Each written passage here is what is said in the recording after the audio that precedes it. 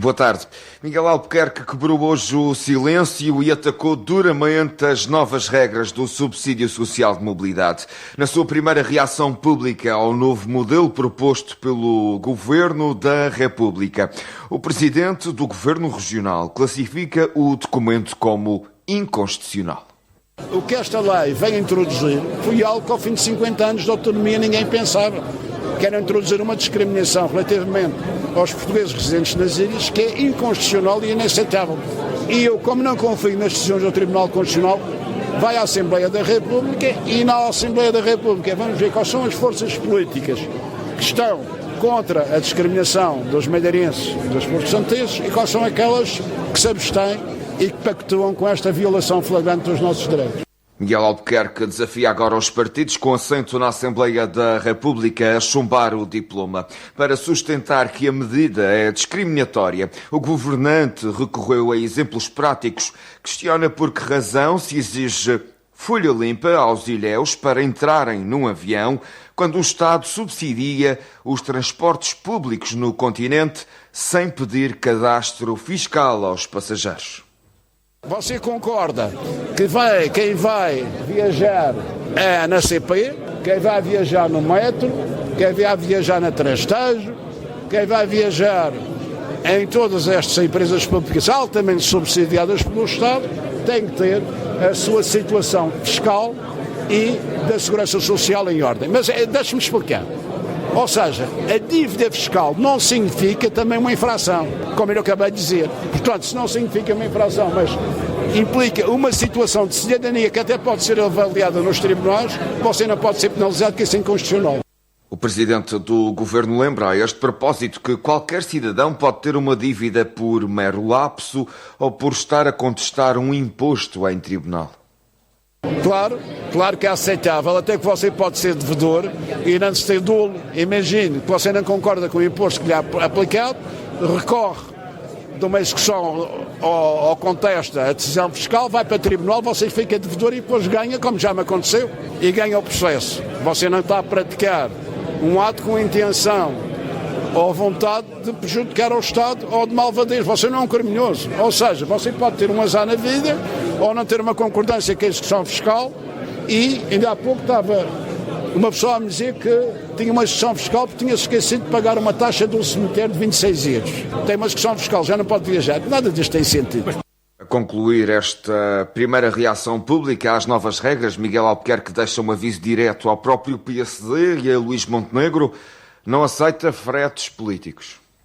O Governo Regional é da mesma cor, mas o Governo Regional representa em primeiro lugar e antes de tudo aquilo que são os direitos fundamentais do povo da Madeira. E acima dos partidos está o interesse do nosso povo. E nós nunca vamos pôr em causa os direitos fundamentais da nossa população em função de interesses partilhados. Miguel Albuquerque, que falava esta manhã à margem da abertura do novo espaço comercial Ferreiras Design Space, no Funchal. Oportunidades para falar sobre a intenção de alguns autarcas aumentarem o valor da taxa turística. Miguel Albuquerque diz que a subida do valor deve ser sempre acompanhada de melhorias na oferta e qualidade dos espaços turísticos. Temos de ter bastante cuidado na aplicação das taxas. Compete às câmaras tomar as decisões relativamente à atualização dessas taxas. Do meu ponto de vista, neste momento, eu acho que o que está em vigor está bem. Temos que trabalhar o produto turístico a montante pela qualidade, melhorar a qualidade. Aliás, como estamos a fazer a reconversão de todos os percursos turísticos, estamos a fazer a garantia de não haver congestionamentos, de haver zona de estacionamento, os percursos terem limpeza periódica, terem socorro, garantir a qualidade dos espaços turísticos. E, antes de aumentar as taxas, é fundamental fazer essa adaptação. Primeiro, temos que oferecer melhor qualidade nos espaços públicos, melhor qualidade na fruição dos espaços turísticos e depois, então, se for necessário fazer essa atualização. Agora, acho que é prematuro fazer essa atualização. O governante sublinhou que aumentos prematuros podem afastar turistas e comprometer a competitividade da Madeira. O comandante da PSP na região garante que o número atual de polícias é suficiente para garantir a segurança na Madeira, embora admita que tal obrigue a um esforço acrescido de quem está ao serviço. Ricardo Matos recusa avançar com números ideais para reforçar o efetivo regional, mas mostra-se otimista quanto ao futuro próximo, prevendo que a situação normalize no espaço de 2 a 3 anos. O número de polícias que temos na Madeira tem satisfeito as necessidades. Como é óbvio, com algum esforço dos que cá estão. Estou convencido que eu não quereria adiantar números, porque isso não compete ao Comando Regional estar a indicar, porque eu não conheço as carências do país. E quem faz a distribuição dos recursos, falo de forma equilibrada para satisfazer as várias necessidades que existem a nível nacional. Estou convencido que será em número superior dos que vieram nas últimas transferências. Estou convencido que no espaço de 2, 3 anos o número de polícias permitirá dar aos que cá estão uma outra tranquilidade, distribuir de forma mais suave o esforço por todos.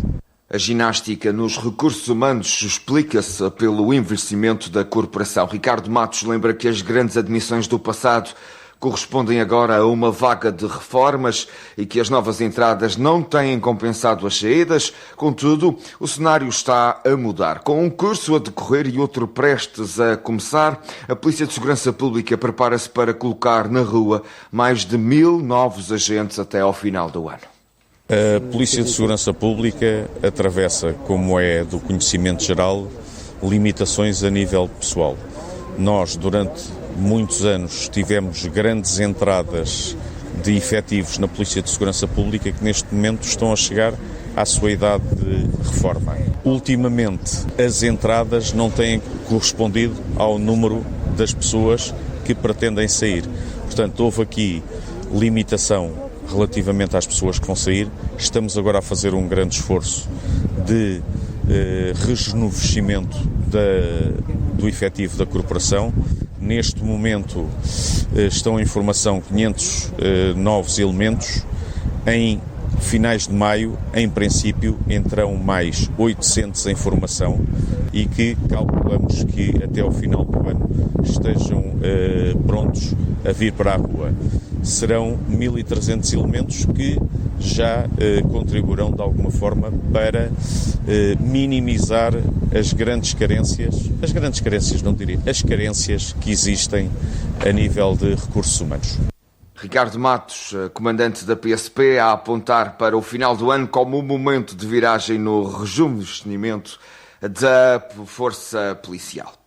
Continuam a chegar notícias sobre a libertação de presos políticos na Venezuela. Carlos Fernandes, deputado luso-venezuelano do PSD Madeira, tem dado conta destas movimentações que, no fundo, têm gerado preocupações desde a captura de Nicolás Maduro, mas também uma onda de esperança. Em declarações à TSF e ao jornalista Ricardo Miguel Oliveira, o luso-descendente descreve o ambiente que se tem vivido junto aos centros de reclusão. É obviamente um bom sinal que isto esteja a acontecer. Desde ontem, os familiares dos presos políticos começaram numa vigília em vários centros, fora de vários centros de reclusão por todo o país. Isto também tem sido importante, uma medida de pressão para as autoridades venezuelanas olharem para esta situação e começarem a acelerar a saída dos presos políticos. Eu, pessoalmente, penso que vão ser libertados muitos mais nas próximas horas, nos próximos dias. Eles estão a tentar que isto não seja só de uma vez, mas é histórico que pela primeira vez em muito tempo os familiares dos presos políticos podem estar fora dos centros de reclusão sem medo, com as suas orações, a rezar, a pedir, a cantar o hino nacional da Venezuela. Isto, de facto, é um momento histórico e muito importante para estas pessoas. Nós esperamos também, desde Portugal, que os 5 presos políticos portugueses, que parece que não são 5 ao final, se não são 6 ou 7, possam também vir a ser libertados nas próximas horas, porque num destes centros de reclusão que foram libertados muitas pessoas esta madrugada, no Rodeio 1, encontra-se também o coronel Juan Francisco dos Campos, com origens na Madeira. Carlos Fernandes, que também fala numa fase de grande incerteza e receio a nível social, mas há sinais positivos de que antecipam melhorias para a economia da Venezuela. As pessoas continuam ainda com muito medo, muito receio. O dólar continua a disparar na Venezuela, mas o sinal mais positivo é a reunião que aconteceu há dias nos Estados Unidos, com as pessoas que estão à frente das maiores petrolíferas do mundo, que reuniram-se com o Donald Trump e começaram a ter sinais positivos de melhorar a economia, e tudo o que possa ser para melhorar a economia da Venezuela sempre será bem acolhido. Não podemos esquecer que depois da pandemia, em 2022, 2023, começou a haver uma espécie de melhoria económica na Venezuela, e as pessoas começaram a ver aquilo com bons olhos, sobretudo a nossa comunidade, e tudo o que seja sinal para a economia, libertação de presos políticos e para haver alguma estabilidade e tranquilidade no país, sempre serão sinais muito positivos. Mas o que eu acho que tem que vir a acontecer também é que a oposição tem que fazer parte integrante também desta transição. O Trump também deu sinais positivos enquanto a isso, dizendo que vai receber esta semana, terça ou quarta-feira, vai receber a Maria Corina Machado, e isso pode ser um sinal muito positivo também, tranquilizar também a população venezuelana, que reconhece a Maria Corina como a sua líder, e isto poderia ser importante para dar alguma calma e tranquilidade ao país. O deputado luso-venezuelano do PSD Madeira no Parlamento Regional, que falava esta manhã aos microfones da TSF. No desporto, o Nacional empatou ontem a 3 bolas em casa frente ao Santa Clara, em jogo da 16ª jornada da Primeira Liga.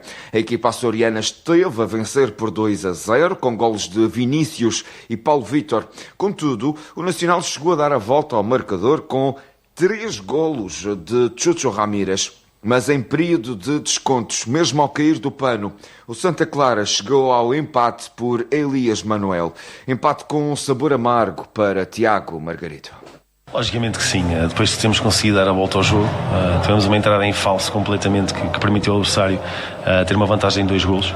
A equipa acreditou sempre, reagiu bem, conseguiu fazer a remontada e apesar do maior ascendente dos últimos minutos de Santa Clara, com aproximações à baliza, perder assim no último lance do jogo, onde eles colocam muita gente dentro da área, inclusive o guarda-redes, é a aleatoriedade total, vem ao de cima aquela questão da aleatoriedade no jogo e caiu para o lado deles, porque a bola sobrou para um jogador deles.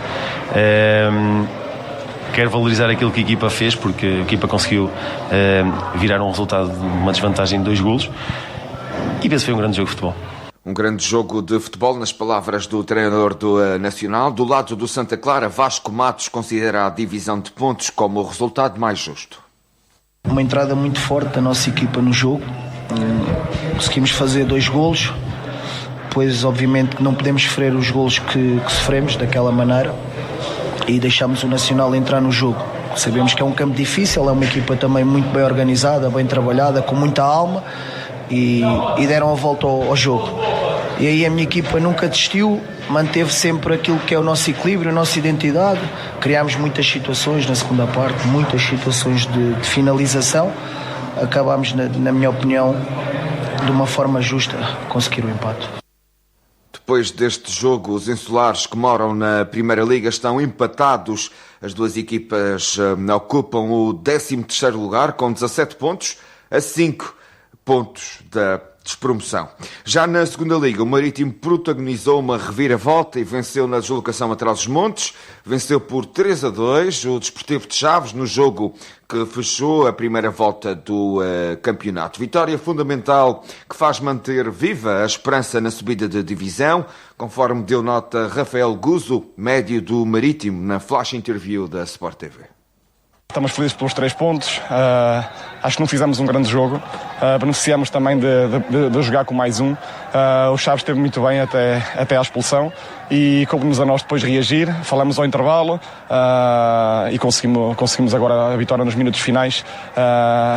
Não sei se é um prémio justo ou não, mas conseguimos fazer 3 golos e saímos daqui com os 3 pontos. É um passo importante rumo à subida, ganhou aqui um conforto importante. Sem dúvida, seria hipócrita da minha parte dizer que não era um passo muito importante, porque era um jogo de 6 pontos, o Mr. Filipe também disse isso. Também era importante também não perder, conseguimos ganhar, que foi para isso que também viemos aqui e vamos muito contentes, mas ainda falta muito campeonato, vai começar agora uma segunda volta e onde o ponto vai ser cada vez mais caro. Já o técnico dos verde-rubros, Miguel Moita, admitiu que a equipa não fez uma boa primeira parte.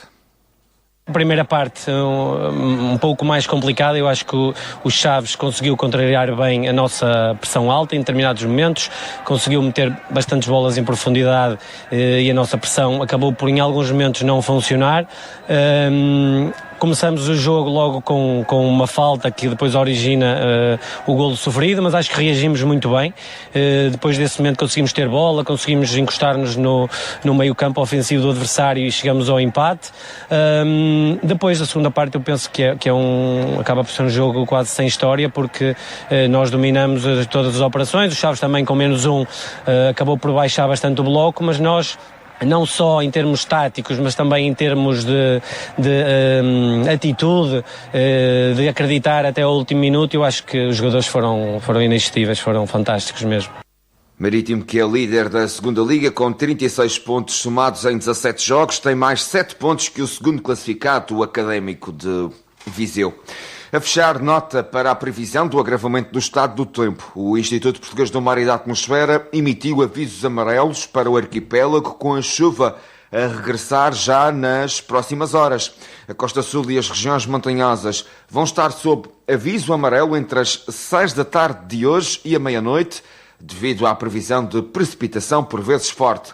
Para amanhã, terça-feira, a preocupação vira-se para o mar. A partir das 9 da manhã, entra em vigor um aviso amarelo para a agitação marítima na Costa Norte e Porto Santo, com ondas de noroeste que podem chegar aos 5 metros. Na Costa Sul, o aviso para a ondulação aplica-se apenas à costa oeste.